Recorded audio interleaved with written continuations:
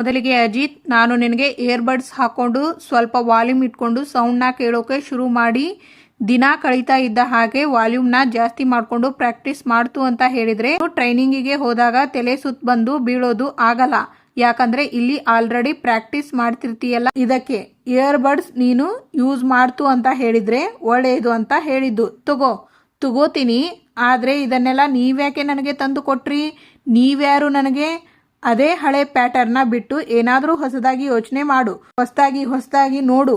ಇದನ್ನು ನಾನು ನಿನಗೆ ತಗೊಂಡು ಬಂದು ಕೊಡ್ತಾ ಇರೋದು ನಿನಗೆ ನಾನು ಮಾಡ್ತಿರೋ ಉಪಕಾರ ಆಗಿರ್ಬೋದು, ಹೆಲ್ಪ್ ಆಗಿರ್ಬೋದು, ಅಥವಾ ಅಯ್ಯೋ ಪಾಪ ಭೂಮಿ ಟ್ರೈನಿಂಗ್ಗೆ ಹೋಗ್ತಿದ್ದಾಳೆ ಅಂತ ಅವಳಿಗೆ ಇಯರ್ಫೋನ್ ಕೊಡ್ತಿರೋದು ಆಗಿರಬಹುದು ಅಲ್ಲ. ಅರ್ಥ ಆಯ್ತಾ?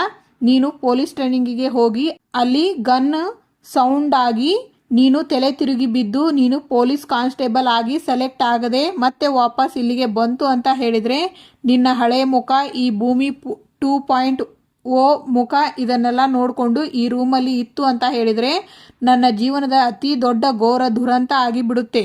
ಅದಕ್ಕೆ ನಾನು ಇದನ್ನು ನಿನಗೆ ಕೊಡ್ತಾ ಇದ್ದೀನಿ.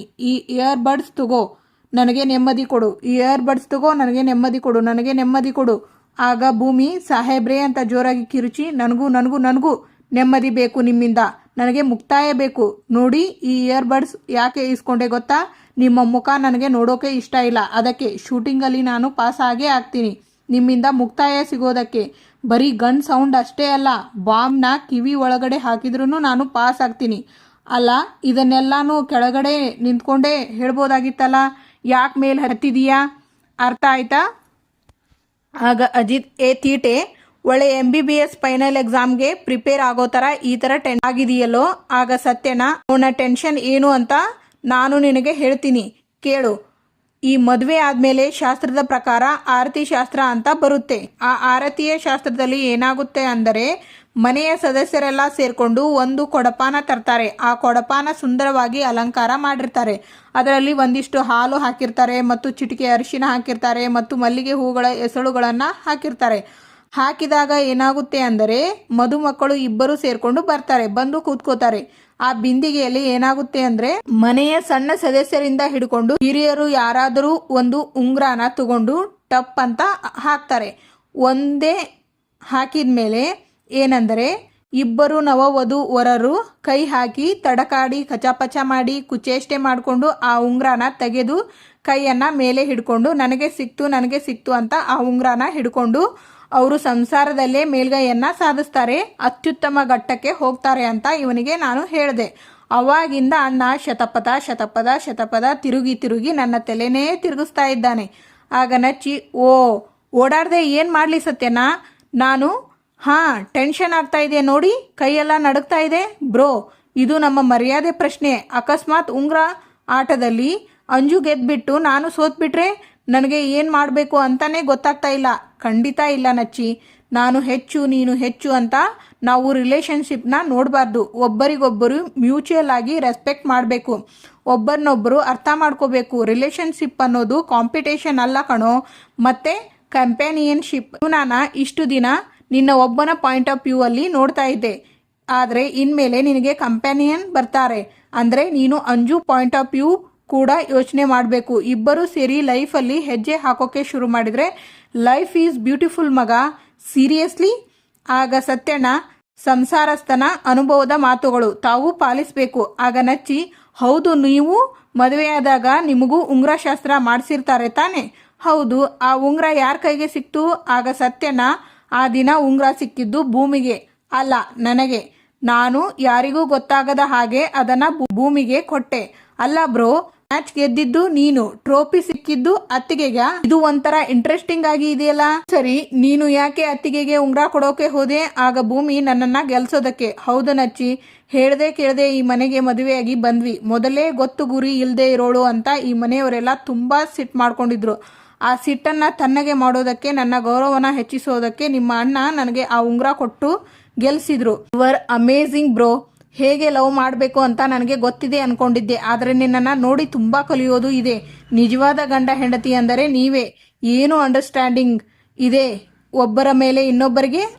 ಸತ್ಯಣ್ಣ, ನೀವು ಯಾವಾಗಲೂ ಹೀಗೆ ನನಗೆ ಇನ್ಸ್ಪೈರಿಂಗ್ ಆಗಿ ಇರಬೇಕು. 100 ವರ್ಷ ಸೂಪರ್ ಆಗಿ ಬಾಳಬೇಕು ನೀವಿಬ್ರು. ನಚ್ಚಿ, ನಾನು ಅಂಜುಗೆ ರೆಡಿ ಮಾಡಿಬಿಟ್ಟು ಬರ್ತೀನಿ. ಆಗ ಸಂಗೀತ, ಅನುರಾಧ, ರೇಣುಕಾ, ನಾಗರತ್ನ ನಿಮ್ಮನ್ನು ನೋಡಿ ಎಷ್ಟು ಖುಷಿ ಆಯಿತು ಗೊತ್ತಾ? ಸದ್ಯ ಈಗಲಾದರೂ ಬಂದ್ರಲ್ಲ, ಎಷ್ಟು ವರ್ಷ ಆಯಿತು ನಿಮ್ಮನ್ನು ನೋಡಿ. ಹೌದಪ್ಪ, ಸಾರಿ ಸಂಗೀತ, ಮದುವೆಗೆ ಬರೋಕೆ ಆಗಲಿಲ್ಲ. ಅಯ್ಯೋ ಪರವಾಗಿಲ್ಲ, ಅದಕ್ಕೆ ಮದುವೆಗೆ ಬರೋಕೆ ಆಗಲಿಲ್ಲ ಅಂದ್ಬಿಟ್ಟು ಆರತಕ್ಷತೆಗೆ ಬಂದ್ವಿ. ಈಗ ಬಂದ್ರಲ್ಲ, ಅದೇ ನಮಗೆ ದೊಡ್ಡ ಸಂತೋಷ. ಸರಿ ಸರಿ ಕೂತ್ಕೊಳ್ಳಿ, ಜ್ಯೂಸ್ ತಗೊಳ್ಳೋರಂತೆ. ಪಲ್ಲವಿ, ಜ್ಯೂಸ್ ತಗೊಂಡ್ ಬಾ, ಕೂತ್ಕೊಳ್ಳಿ. ನಡೀರಿ, ನೀವು ಜ್ಯೂಸ್ ಕುಡಿತಾ ಇರಿ, ನಾನು ಈಗ ಬಂದೆ, ಕೊಡು. ಆಗ ರಾಮ್, ಸಂಗೀತ, ಮಗ ಬಂದಾಯ್ತು. ಎಲ್ಲಿ ಸೊಸೆ? ರೀ, ಹೆಣ್ಮಕ್ಳಿಗೆ ರೆಡಿ ಆಗೋದಕ್ಕೆ ಸ್ವಲ್ಪ ಸಮಯ ಬೇಕು. ಗಂಡು ಮಕ್ಳ ತರಾನಾ? ಸ್ವಲ್ಪ ವೇಟ್ ಮಾಡಿ. ಅರೆ, ಅಲ್ಲಿ ನೋಡಿ ಬರ್ತಾ ಇದ್ದಾರಲ್ಲ, ಬಾ. ಆಗ ರಾಮ್ ನಮ್ಮ ಆಹ್ವಾನವನ್ನು ಸ್ವೀಕರಿಸಿ ನಮ್ಮ ಮಕ್ಕಳ ಹಾರೈಸೋಕೆ ಬಂದಿರೋ ಎಲ್ಲ ಬಂಧು ಮಿತ್ರರಿಗೆ ದೇವರ ಸನ್ನಿಧಿ ಕುಟುಂಬದಿಂದ ಸ್ವಾಗತ ಹಾಗೂ ಧನ್ಯವಾದಗಳು. ಇನ್ನು ಮುಂದಿನ ಶಾಸ್ತ್ರನ ಶುರು ಮಾಡೋಣವಾ? ಆಗ ಶ್ರವಣ್, ಭಾವ, ನಮಗಾದ್ರೆ ಈ ಶಾಸ್ತ್ರದ ಬಗ್ಗೆ ಎಲ್ಲ ಅರಿವಿದೆ. ಪಾಪ ಇವರಿಬ್ಬರು ಇನ್ನೂ ಅದರ ಗಾಳಿಗಂಧ ಗೊತ್ತಿಲ್ಲ. ಅದಕ್ಕೆ ಇವರಿಬ್ಬರಿಗೂ ಒಂದು ಸರ್ಪ್ರೈಸ್ ಇದೆ. ಏನು surprise? Wait and watch. Ajitha, Satya, ಈಗ ಈ ಉಂಗ್ರನ ಇದ್ರೊಳಗಡೆ ಹಾಕ್ತೀವಿ. ನೀವಿಬ್ಬರೂ ಸೇರಿ ಅದನ್ನ ಹುಡುಕ್ಬೇಕು. ಯಾರ ಕೈಯಲ್ಲಿ ಸಿಗುತ್ತೋ ಅವರು ಗೆದ್ದ ಹಾಗೆ. ಅಂದ್ರೆ ಈ ಸಂಸಾರದ ಜವಾಬ್ದಾರಿ ಚುಕ್ಕಾನಿ ಹಿಡಿಯುವವರು ಅವರು. ಸೋತವರು ಜೀವನ ಪರ್ಯಂತ ಅವರು ಹೇಳ್ದಂಗೆ ಕೇಳ್ಕೊಂಡು ಬಿದ್ದಿರಬೇಕು. ಓಕೆನಾ? ಏನು ಮದುಮಗ? ಆಗ ನಚ್ಚಿ, ನಾನು ರೆಡಿ. ಅಂಜು, ನೀನು? ನಾನು ರೆಡಿ, ಹಾಕ್ತಾ ಇದ್ದೀನಿ. ಆಗ ಅನುರಾಧ, ಎಲ್ಲಿ ಹುಡುಗಿ ತಾಯಿನೇ ಪತ್ತೆ ಇಲ್ಲ? ನಿನಗೆ ವಿಷಯ ಗೊತ್ತಿಲ್ವಾ ಅನುರಾಧ? ದೇವಯಾನಿ ಅರೆಸ್ಟ್ ಆಗಿ ಸ್ಟೇಷನಲ್ಲಿ ಇದ್ದಾರೆ. ನಾಳೆ ಜೈಲಿಗೂ ಹೋಗ್ಬೋದು. ಹೌದಾ? ಅಯ್ಯೋ ದೇವ್ರೆ, ಅಂಥ ತಪ್ಪನ್ನ ದೇವಯಾನಿ ಏನು ಮಾಡಿದ್ಲು? ಶಾದಾನ ಸಾಯಿಸೋಕೆ ನೋಡಿದ್ಲಂತೆ. ಹೌದಾ? ಸ್ವಂತ ವಾರ್ಗಿತ್ತಿನೇ ಮರ್ಡರ್ ಮಾಡೋಕೆ ಹೋಗಿದ್ಲಂತ. ಹ್ಞೂ, ನೋಡೋಕೆ ತಳುಕು ಬಳುಕಿನ ಕುಟುಂಬಗಳೆಲ್ಲ ಹೀಗೆ ಅನಿಸುತ್ತೆ. ಹೊರಗಡೆ ಶೈನಿಂಗು, ಒಳಗಡೆ ಬರ್ನಿಂಗು. ಆಸ್ತಿ ಅಂತಸ್ತಿಗೋಸ್ಕರ ಒಬ್ಬರನ್ನೊಬ್ಬರು ಕೊಲೆ ಮಾಡೋದು ಅಲ್ವಾ? ಮಹಾಭಾರತದ ಕಾಲದಿಂದಲೂ ನಡ್ಕೊಂಡು ಬಂದಿರೋದು ಇದು. ಅಯ್ಯೋ, 100ಕ್ಕೆ 100 ನಿಜ ನೀವು ಹೇಳೋದು. ಅಮ್ಮನೇ ಹೀಗೆ ಅಂದ್ರೆ ಇನ್ನು ಮಗಳು ಹೇಗೋ ಬಳ್ಳಿ ತಕ್ಕನಂತೆ ಹೂವು. ಅಮ್ಮ ಮಂಡ್ಯ ಜೈಲು ಅಂದ್ರೆ ಮೋಸ್ಟ್ಲಿ ಮಗಳೂ ಬೆಂಗಳೂರು ಜೈಲಿಗೆ ಹೋಗ್ತಾಳೇನೋ. ಆಗ ಅಜಿತ್, ಸಂಭ್ರಮ ದುಪ್ಪಟ್ಟಾಗೋ ಸಂದರ್ಭದಲ್ಲಿ ಈ ತರ ಮಾತಾಡ್ತಾ ಇದ್ದೀರಲ್ಲ, ಒಂಚೂರು ತಲೆ ಇಲ್ವಾ ನಿಮಗೆ? ಆಗ ಶ್ರವಣ್, ಆರತಕ್ಷತೆಗೆ ಬಂದ ಮೇಲೆ ಹೊಟ್ಟೆ ತುಂಬಾ ಊಟ ಮಾಡ್ಕೊಂಡು ಹೋಗ್ತಾ ಇರಬೇಕು. ಅದು ಬಿಟ್ಟು ಏನ್ರಿ ನಿಮ್ದು ಕಂಡವರ ಮನೆಯ ವಿಷಯ ಎಲ್ಲ ಮಾತಾಡ್ಕೊಂಡು. ಆಗ ಸಂಗೀತ, ಏನನುಪಮ್ಮ ಇದು? ಫ್ರೆಂಡ್ ಅಂತ ಸುಮ್ಮನೆ ಇದ್ರೆ ಬಾಯಿಗೆ ಬಂದಾಗೆಲ್ಲ ಮಾತಾಡ್ತಾ ಇದ್ದೀಯಾ? ನನ್ನ ಫ್ಯಾಮಿಲಿ ಬಗ್ಗೆ ಇಷ್ಟು ಹಗುರವಾಗಿ ಮಾತಾಡ್ತಾ ಇದೆಯಲ್ಲ. ನಿನ್ನ ಗಂಡನ ಕೃಷ್ಣ ಲೀಲೆ ಬಗ್ಗೆ ಇಡೀ ಜಗತ್ತೇ ಮಾತಾಡ್ತಾ ಇದೆಯಲ್ಲ, ಅದರ ಬಗ್ಗೆ ಅರಿವು ಇದೆಯಾ ನಿನಗೆ? ಏನು ಸಂಗೀತ, ಮನೆಗೆ ಕರೆದು ಅವಮಾನ ಮಾಡ್ತಾ ಇದೀಯಾ? ಆಗ ಅಜ್ಜಿ, ನಾವು ಎಲ್ಲಿ ಅವಮಾನ ಮಾಡ್ತಾ ಇದ್ದೀವಿ? ನೀವೇ ಬಾಯಿಗೆ ಬಂದ ಹಾಗೆ ಮಾತಾಡ್ತಾ ಇದ್ದೀರಾ. ಇರೋದನ್ನ ಇದ್ದಂಗೆ ಹೇಳಿದ್ರೆ ಹೆಂಗೆ ಕೋಪ ಬರುತ್ತೆ ನೋಡ್ರಿ.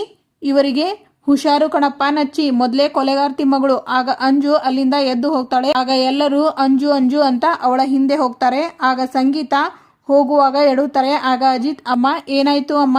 ಪಲ್ಲವಿ ಅಕ್ಕ, ನೀರು ತಗೊಂಡು ಬನ್ನಿ. ಅಜಿತಾ, ಆಗ ಸತ್ಯಣ್ಣ, ನೀವು ಎಲ್ಲ ಹೆಂಗಸ್ರೇನ್ರಿ? ಒಂಚೂರಾದ್ರೂ ಕರುಣೆ ಅಭಾಜ್ಞಾನ ಅನ್ನೋದು ಇದೆಯಾ ನಿಮಗೆ? ಪಲ್ಲವಿ ಅಕ್ಕ, ಬೇಗ. ಅಜಿತಾ, ಅಂಜು ಕಣೋ, ಏನೂ ಆಗಲ್ಲ ಅಮ್ಮ, ಮಾವ ಮೇಲೆ ಹೋಗಿದ್ದಾರೆ ಅಲ್ವಾ, ನೀರು ಕುಡೀರಿ ಸಾಕಪ್ಪ, ಏನೂ ಆಗಲ್ಲ ಅಮ್ಮ ನಿಮಗೆ. ನಿಮ್ಮ ಸಂಸಾರದಲ್ಲಿ ಸಮಸ್ಯೆ ಅನ್ನೋದು ಹಾಸ್ಕೊಂಡು ಹೊತ್ಕೊಳ್ಳೋ ಅಷ್ಟು ಇರುತ್ತೆ. ಈ ಮನೆ ಪ್ರಾಬ್ಲಮ್ ಯಾಕೆ ಬೇಕು ನಿಮಗೆ?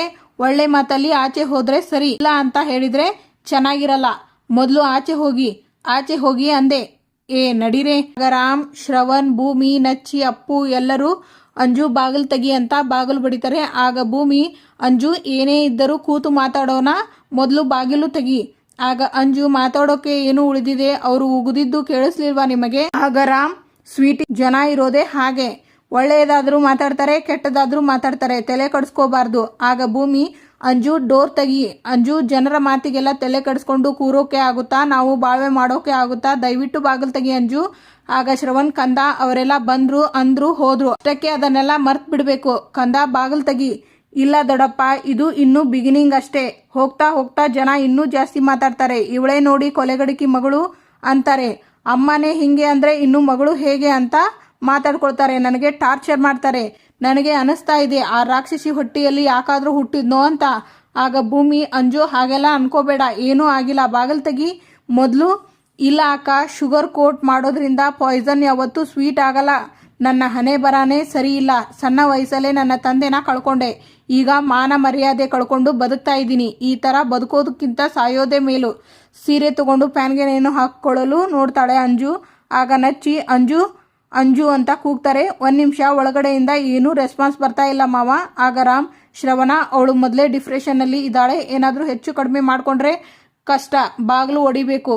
ಭೂಮಿ ಈ ಕಡೆ ಬಾ. ಮಾವ ಬನ್ನಿ. ಒಳಗೆ ಹೋಗಿ ಅಂಜನಾನ ಕೆಳಗೆ ಇಳಿಸ್. ಆಗ ಭೂಮಿ ಅಂಜು ಕೆನ್ನೆಗೆ ಹೊಡಿತಾಳೆ. ತಲೆಗಿಲೆ ಕೆಟ್ಟಿದೆಯಾ ನಿನಗೆ? ಆಗ ಶ್ರವಣ್, ನೀನು ಕೂಡ ನಿಮ್ಮಪ್ಪನ ದಾರಿನೇ ಹಿಡಿತಾ ಇದ್ದೀಯಾ? ನಿಮ್ಮಮ್ಮನಿಗೆ ನಾನು ಏನು ಅಂತ ಉತ್ತರ ಕೊಡುವುದು? ಇರೋದು ಒಂದೇ ದಾರಿ. ಆಗ ರಾಮ್, ಏನದು ಭೂಮಿ? ದೇವಯಾನಿ ಅಮ್ಮನಿಗೆ ಬೇಲ್ ಕೊಡಿಸಿ ಮನೆಗೆ ವಾಪಸ್ ಕರ್ಕೊಂಡು ಬರಬೇಕು. ದೊಡ್ಡ ಸಾಹೇಬ್ರೆ, ನಿಜಕ್ಕೂ ಶಾರದಮ್ಮನ ವಿಷಯದಲ್ಲಿ ದೇವಯಾನಿ ಅಮ್ಮ ತಪ್ಪು ಮಾಡಿದ್ದೇ ಆದರೆ ಕೋರ್ಟು ಅವರಿಗೆ ಶಿಕ್ಷೆ ಕೊಡುತ್ತೆ, ಅದನ್ನ ಅವರು ಅನುಭವಿಸ್ಲಿ, ಅದೇ ಸರಿ. ಆದರೆ ಅಲ್ಲಿವರೆಗೂ ಅವರು ಶಿಕ್ಷೆ ಅನುಭವಿಸೋದು ಸರಿಯಲ್ಲ. ದಯವಿಟ್ಟು ಅವರಿಗೆ ಬೇಲ್ ಕೊಡಿಸಿ ಅವರನ್ನ ಮನೆಗೆ ವಾಪಸ್ ಕರ್ಕೊಂಡು ಬರೋಣ. ನೋಡಿ, ಅವರು ನಮ್ಮ ನಡುವೆ ಇದ್ರೇನೆ ಸರಿ, ಆಗ್ಲೇ ಈ ಹಾಳಾದ ಜನರ ಬಾಯಿ ಮುಚ್ಚಿಸೋಕೆ ಆಗೋದು. ದಯವಿಟ್ಟು ನನ್ನ ಮಾತು ಕೇಳಿ ದೊಡ್ಡ ಸಾಹೇಬ್ರೆ. ಆಗ ಅಜ್ಜಿ, ಹೌದು ಶ್ರವಣ್, ನಡೀತಾ ಇರೋದೆಲ್ಲ ನೋಡಿದ್ರೆ ಭೂಮಿ ಹೇಳ್ತಾ ಇರೋದು ಸರಿ ಅಂತ ನನಗೂ ಅನಿಸ್ತಾ ಇದೆ ಕಣೋ. ಆಗ ರಾಮ್, ಶ್ರವಣ, ಇದು ತುಂಬಾ ಸೆನ್ಸಿಟಿವ್ ವಿಚಾರ. ದೇವಯಾನಿ ಮಾಡಿರೋ ತಪ್ಪು ನೋಡಿದ್ರೆ ನಾವ್ಯಾರು ಕ್ಷಮಿಸೋಕೆ ಆಗಲ್ಲ. ಆದರೆ ಈ ಸ್ವೀಟಿ ಅತಿರೇಕ ನೋಡಿದ್ರೆ ಎಲ್ಲಿ ಇವಳನ್ನು ಕಳ್ಕೊಂಡ್ಬಿಡ್ತೀವೋ ಅನ್ನೋ ಭಯ ನನಗೆ. ದೊಡ್ಡ ಸಾಹೇಬ್ರೆ, ಅಮ್ಮ ಮಾಡಿರೋ ತಪ್ಪಿಗೆ ಅಮ್ಮನೇ ಶಿಕ್ಷೆ ಅನುಭವಿಸ್ಲಿ, ಅದೇ ಸರಿ. ಪಾಪ ಏನೂ ಗೊತ್ತಿಲ್ಲದೆ ಇರೋ ಅಂಜು ಶಿಕ್ಷೆ ಅನುಭವಿಸೋದು ಸರಿಯಲ್ಲ. ದಯವಿಟ್ಟು ಅವರಿಗೆ ಬೇಲ್ ಕೊಡಿಸಿ. ಆಗ ಅಜ್ಜಿ, ಶ್ರವಣ, ನೀನು ನಿನಗೋಸ್ಕರ ಏನು ಮಾಡಬೇಡಪ್ಪ, ಮನೆ ಮರ್ಯಾದೆ ಉಳಿಸೋಕೋಸ್ಕರ ದೇವಯಾನಿನ ಬಿಡಿಸೋ. ಆಗ ನಚ್ಚಿ, ಮಾವ, ನಿಮ್ಮ ಡಿಸಿಷನ್ನ ಒಂದು ಸರ್ತಿ ರೀಕನ್ಸಿಡರ್ ಮಾಡಿ, ನನ್ನ ಅಂಜುಗೋಸ್ಕರ. ಆಗ ಅಂಜು, ಬೇಡ ದೊಡ್ಡಪ್ಪ, ಬೇರೆ ಯಾರಿಗೋಸ್ಕರನೋ ನಿಮ್ಮ ಗೌರವನ ಹಾಳು ಮಾಡ್ಕೋಬೇಡಿ, ಬಿಡಿಸ್ಬೇಡಿ ಅವರನ್ನ. ಆಗ ಅಪ್ಪು, ಅಂಜು, ಸ್ವಲ್ಪ ಹೊತ್ತು ಬಾಯಿ ಮುಚ್ಕೊಂಡು ನಿಂತ್ಕೊಂತೀಯಾ? ಜಾಸ್ತಿ ಮಾತಾಡ್ತಾ ಇದ್ದೀಯಾ? ಮಾವ, ಅತ್ತೆನ ಹೇಗಾದ್ರೂ ಮಾಡಿ ಬಿಡಿಸ್ಕೊಂಡು ಬನ್ನಿ. ದೊಡ್ಡ ಸಾಹೇಬ್ರೆ, ಏನು ಯೋಚನೆ ಮಾಡ್ತಾ ಇದ್ದೀರಾ? ಯಾವುದಕ್ಕೂ ಒಂದ್ಸಲ ಅಜಿತನ ಹತ್ತಿರ ಮಾತಾಡಬೇಕು ನಾನು. ಅಯ್ಯಯ್ಯೋ, ಅಂತ ಕೆಲಸ ಮಾತ್ರ ಮಾಡಬೇಡಿ. ಒಂದು ವೇಳೆ ಇದೆಲ್ಲ ಅವರಿಗೆ ಗೊತ್ತಾದರೆ ಖಂಡಿತವಾಗ್ಲೂ ಅವರು ಒಪ್ಪಲ್ಲ. ಮತ್ತೆ ಮೊದಲಿಂದ ಕತೆ ಶುರುವಾಗುತ್ತೆ. ನೋಡಿ, ದೇವಯಾನಿ ಅಮ್ಮಂಗೆ ಬೇಲ್ ಕೊಡಿಸಿ ಮನೆಗೆ ವಾಪಸ್ ಕರ್ಕೊಂಡು ಬರುವ ತನಕನೂ ಈ ವಿಷಯ ನಮ್ಮಲ್ಲೇ ಇರಲಿ. ನಿಮ್ಮ ದಮ್ಮಯ್ಯ ಅಂತೀನಿ. ಆಗಲ್ಲ ಭೂಮಿ, ಕಾನೂನು ಪ್ರಕಾರ ನನ್ನ ಮೇಲೆ ಆನೆ. ಈ ಮಗಳ ಮಾತನ್ನು ನೀವು ಮೀರೋ ಹಾಗಿಲ್ಲ, ಸರಿ ಅಂತ ಒಪ್ಕೋತಾರೆ. ಇವತ್ತಿಗೆ ಇಲ್ಲಿನ ಸಂಚಿಕೆ ಮುಕ್ತಾಯವಾಗುತ್ತದೆ. ಮುಂದಿನ ಸಂಚಿಕೆಯಲ್ಲಿ ಆಗ ಶ್ರವಣ್ ನನ್ನ ತಮ್ಮ ರಮಣ ಮೆಡಿಕಲ್ ಮಾಫಿಯಾ ಕೇಸಲ್ಲಿ ಸಿಕ್ಕಾಕೊಂಡು ತನ್ನ ಪ್ರಾಣನೇ ಕಳ್ಕೊಂಡ. ಆಗ ಜನ ಎಲ್ಲ ನಮ್ಮ ಕುಟುಂಬದ ಬಗ್ಗೆ ತುಂಬಾ ಕೀಳಾಗಿ ನೋಡೋದಕ್ಕೆ ಶುರು ಮಾಡಿದ್ರು. ಆದರೆ ನೀನು ಮತ್ತೆ ಅದು ಮರುಕಳಿಸೋ ಹಾಗೆ ಮಾಡಿಬಿಟ್ಟೆ. ಕೊಲೆಗಾತಿ ಕುಟುಂಬದವರು ಅಂತ ಜನ ಮತ್ತೆ ಮುದ್ರೆ ಒತ್ತಬಾರ್ದು ನೋಡು. ಆ ಒಂದೇ ಒಂದು ಕಾರಣಕ್ಕೆ ನಿನಗೆ ಬೇಲ್ ಕೊಟ್ಟು ಬಿಡಿಸಿದ್ದೀನಿ ಅಷ್ಟೇ ದೇವಯಾನಿ. ಹಾಗೆ ಇನ್ನೊಂದು ವಿಷಯ, ಇವತ್ತೇ ಕೊನೆ, ಇನ್ಯಾವತ್ತೂ ನನ್ನ ಶಾರದನ ಹತ್ರಕ್ಕೂ ಸುಳಿಬಾರ್ದು ನೀನು. Thank you for watching.